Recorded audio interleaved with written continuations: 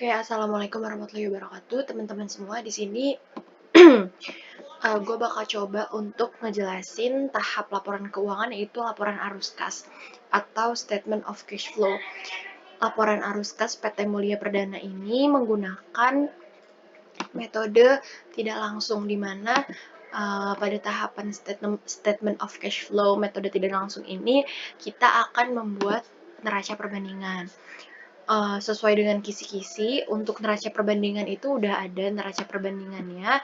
Nanti kita hanya akan disuruh membuat menghitung selisih dan juga mutasi. Nah, untuk cash flow-nya sendiri, tabelnya itu akan seperti ini, di mana nanti ini sudah given akun-akunnya.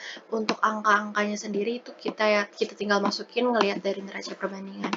Nah, gimana sih cara untuk menentukan selisih dan juga mutasi gitu. Nah, untuk laporan arus kas, cara untuk menentukan selisih dan juga mutasi itu kita tinggal, kalau untuk mengisi selisih itu kita hanya tinggal mengurangi raca 31 Desember 2020 dan juga 31 Desember 2019 gitu. Oh iya, untuk akun-akunnya kita hanya menggunakan akun 1 sampai dengan akun 3. Nah, setelah itu untuk kunci yang sudah diberikan Bu Putri kemarin itu, kita karena ini arus kas, kita mau cari perputaran arus kas gitu ibaratnya. Untuk petty cash sama cash in bank ini kalau nggak kita hitung nggak apa-apa, tapi kalau misalnya kita mau hitung juga nggak apa-apa gitu. Nah, gimana sih cara nyari selisih gitu? Cara nyari selisih kita tinggal mengurangi nominal yang ada di balance sheet 2020 dengan balance sheet 2019 gitu. Nah, karena ini hasilnya habis, ya udah habis. Ini berarti juga habis. Nah, untuk selanjutnya ini cash in bank kita kurangi dengan ini. Nah, terus untuk mutasinya berarti kita balik ya. Sebentar deh dijelasin selisihnya dulu aja. Oke, untuk selisih kita coba lagi, satu lagi.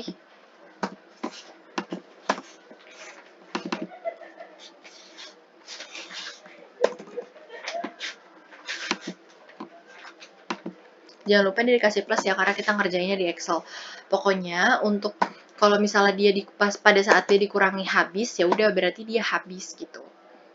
Terus sebentar belum diganti warnanya.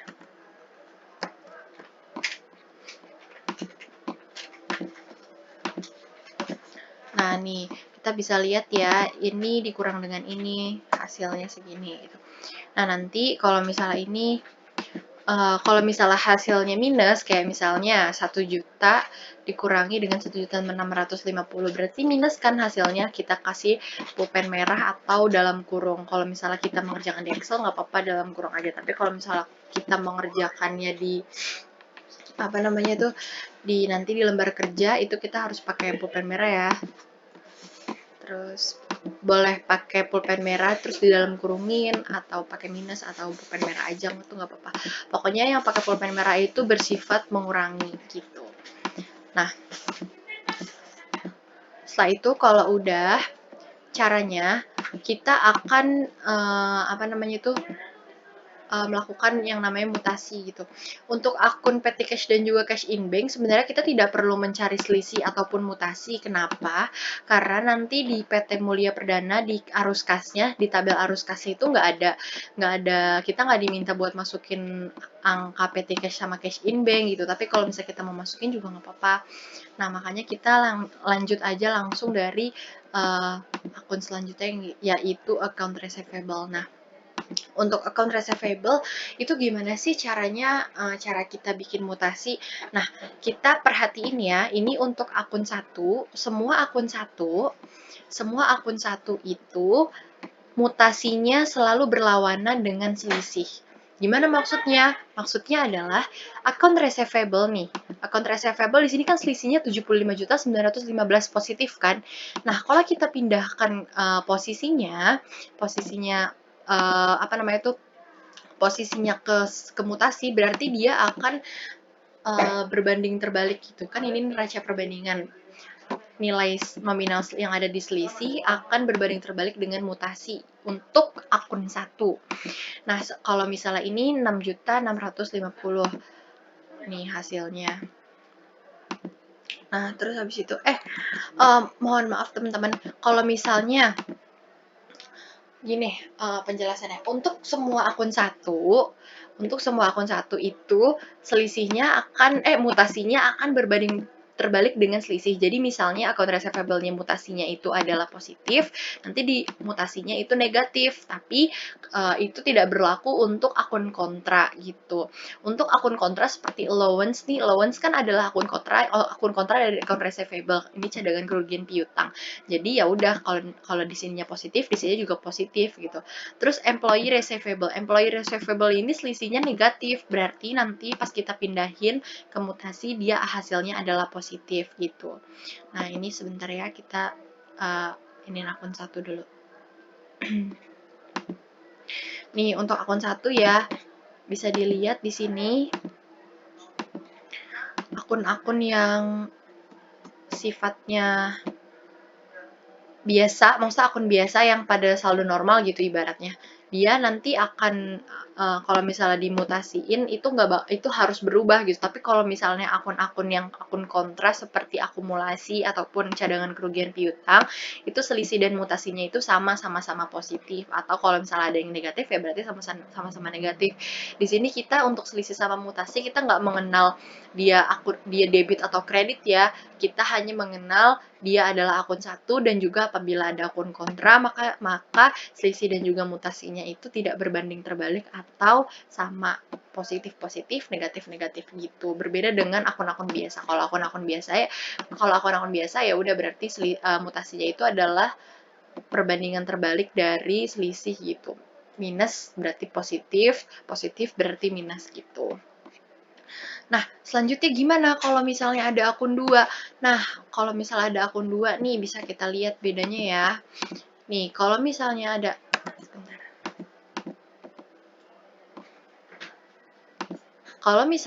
akun 2 dan juga 3, semua akun 2 dan 3 itu sama kayak akun kontra dia. Sifatnya itu tidak berbanding terbalik, dimana kalau negatif-negatif, positif-positif gitu. Nah, setelah kita melakukan proses selisih dan setelah proses kita mencari selisih dan juga mutasi, kita turunin ke bawah. Oh iya, teman-teman, untuk hasil selisih dan juga mutasi itu tentunya akan berbeda ya jadinya. Kalau misalnya kita mau totalin ya udah nggak apa-apa, totalin aja gitu. Karena di sini juga beda tuh, kalau misalnya kita hitung gitu akan berbeda dia hasilnya. Nah, terus kita lanjut. Kalau misalnya udah nih kita bikin selisih sama mutasi, kita akan lanjut ke cash flow. Nah, untuk cash flow sendiri kan akun-akunnya udah ada, berarti kita tinggal masukin aja nih nominal-nominalnya. Nah, nominal-nominal itu didapat dari mana sih? Nah, sekarang kita lihat yang pertama. Yang pertama itu ada net income. Net income itu kan adalah laporan nominal dari laba rugi gitu kan. Maka kita akan mengambil nominal dari laporan laba rugi. Nah, laporan laba ruginya kita ambil dari mana? Sebenarnya laporan laba rugi ini kita ngambil dari profit and loss statement 1168 478 555. Nih, cuma bentar deh, kalau di sini sih lajur ya, coba. Nih, di sini ya. Ini berapa tadi? 66. Nih, sama aja sih, kan ini kan juga sama-sama labanya ya, terus di laba rugi juga sama. Kalau misalnya ibaratnya kalau misalnya kita mau yang deket ya, kalau misalnya kita mau ngambil dari saldo yang deket, ya udah kita masukin aja di laporan laba rugi yang lebih biar efisien juga waktunya gitu. Nah, setelah udah kita masukin, terus ada nih akun-akun apa lagi nih gitu. Nih, adjustment to reconcile net income to net cash provided by operating activities. Ada depreciation expense building. depreciation expense building, depreciation expense vehicle ataupun equipment. Ini kan nih sama bad debt expense itu kan akun-akun 6 ya, di mana di neraca perbandingan itu nggak ada akun 6. Jadinya kita ngambilnya dari mana nih? Bisa kita lihat ya. Akun-akun ini kita ambil saldo-saldonya dari laporan laba rugi. Nih kan kalau di laporan laba rugi itu kan kita akun 4 sampai 9 kan. Kita lihat nih. Pokoknya untuk patokannya gini aja. Depreciation expense building. Lihat di mana ya? Ini kan lihat misalnya nih kita lihat depresiasi expense building. Terus pas kita lihat di apa namanya nih neraca perbandingan nggak ada, ya udah berarti kita cari aja mana nih yang ada akun ini. Nah, yang ada akun ini kan di apa namanya itu di akun laba rugi kan. Karena laba rugi itu adalah akun 4 sampai 9. Ya udah kalau misalnya ada kita masukin kayak misalnya building vehicle equipment bad debt. Nih, buildingnya berapa? Buildingnya 10.500.000. Nih, sama aja masukin tapi kita nggak mengenal dia debit atau kredit ya, karena di sini udah nggak ada debit kreditan lagi. Nah, udah kita masukin. Terus habis itu ada lagi nih akun-akun yang ada di neraca perbandingan kayak akun 1, akun 2, akun 3 gitu. Nih, ini kan akun 1, akun 2, akun 3 ya. Nah, kita ambilnya dari mana nih? Lihat ya, dari kakak cash flow. Dari kakak cash flow ya, ini dari mutasinya kita ambilnya gitu. Nah, teman-teman gak usah bingung ya nanti ngambil saldonya dari mana kalau yang akun ini nih, yang akun 1 sampai 3 gitu kan, ini ada akun 1 sampai 3. Karena kita ngambilnya dari mutasi yang ada di sini gitu. Misalnya mutasinya minus, ya udah di sini minus, kasih pulpen merah. Di sini kayak misalnya nih merchandise inventory. Merchandise inventory kan yang kita tahu saldo normalnya ada di debit ya. Dia tuh ibaratnya kalau misalnya bertambah di debit gitu kan. Terus dia bukan akun kontra juga, tapi kenapa sih kok ini minus gitu ya? Karena di mutasinya minus gitu nih merchandise inventory. Merchandise inventory minus kan ya. Jadi kita masukin di sini minus gitu. Nah, kalau udah semua, ini nih yang saldo-saldo dari akun-akun, kita bisa langsung totalin aja nih totalnya. Jadi ini ditambah ini, kalau ada yang dikurang gitu. Nah, kalau misalnya hasilnya, ini kan hasilnya minus ya, hasil ini minus gitu kan. Pokoknya kalau minus kasihin tanda pulpen merah aja, yang mana kalau misalnya kita kasihin itu merah gitu. Jadi kayak udah penanda gitu kalau misalnya itu nanti akan dikurangin gitu. Nah, terus habis itu ini net cash flows from investing activities. Ini juga sebenarnya kalau misalnya PT Mulia Perdana buka akun investment, dia akan ada misalnya investment gitu. Investment biasanya itu adalah dia other asset, masuknya ke akun 1-2 biasanya. Kalau di PT apa gitu waktu itu pernah ada yang ada investmentnya, tapi karena Mulia Perdana nggak buka akun investment, ya udah berarti nggak usah kita isi gitu. Terus, oh iya, jangan lupa teman-teman nih untuk hasilnya untuk hasil dari laba rugi sama hasil dari sini nih, sama hasil dari yang ini nih, itu dikurangin ya. Kalau misalnya di sini sebenarnya di rumusnya ya ini kan ditambah, cuma maksudnya tuh ditambah tuh di sini biar hasilnya di sini nggak minus gitu mungkin kali ya. Nah, hasilnya tuh sebenarnya itu yang net income kita harus laba rugi kita harus kurangin dengan total cash by operating activities, ini kita kurangin sampai ini. Tapi kalau misalnya ini hasilnya negatif ya, kalau minus ya, kalau misalnya hasilnya positif, kalau hasilnya positif gimana ya? Kalau hasilnya positif agak bingung juga gue, maaf banget.